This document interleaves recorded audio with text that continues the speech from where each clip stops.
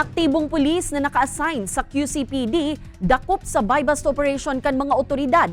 Nasa 1.3 million pesos na kantidad ning pigtutubudang shabu nakuha sa suspek.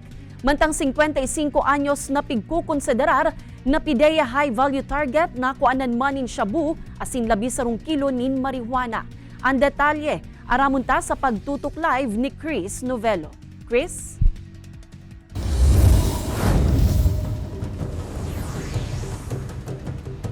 Kate apwera sa droga na kumpiskar pa kan mga otoridad sa ginibong buy-bust operation kasubago sa Banuan ng Libmanan, Camarines Sur sa sarong aktibong pulis ang sarong caliber 40 na badil assault rifle na pig-issue kan PNP sa nasabing pulis.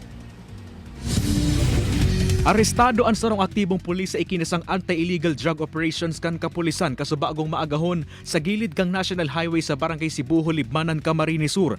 Ang nasambitan ng pulis ang may ranggong pulis corporal kung sain nakuadagdian labi 200 gramo din shabu na nagkakantidad din 1.3 million pesos. Nakuasubotan illegal na droga sa dara kaining lunadan. Aktibong pulis, miyembro kang Criminal Investigation and Detection Unit, Quezon City Police District. Nakuha pa sa suspect ang PNP issued na caliber 40 na badil. Duwang magazine para digdi asin sarong 5.56 rifle asin mga magazine.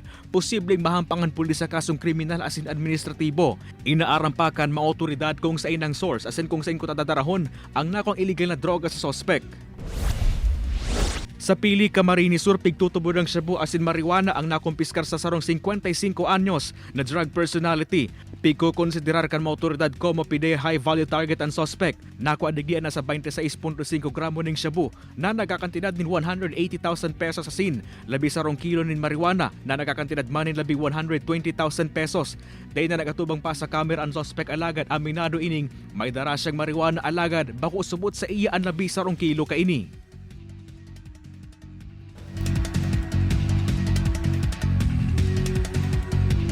Kate, ang nangyaring pagkakaaresto kasubago sa sarong aktibong pulis dyan sa Libmanan, Camarines Sur, ang pagpapahiling man subot na daipig totolerar kan PNP ang sa mga kabaro o kaibanan sa serbisyo na naimbwelto sa mga iligal na gawi.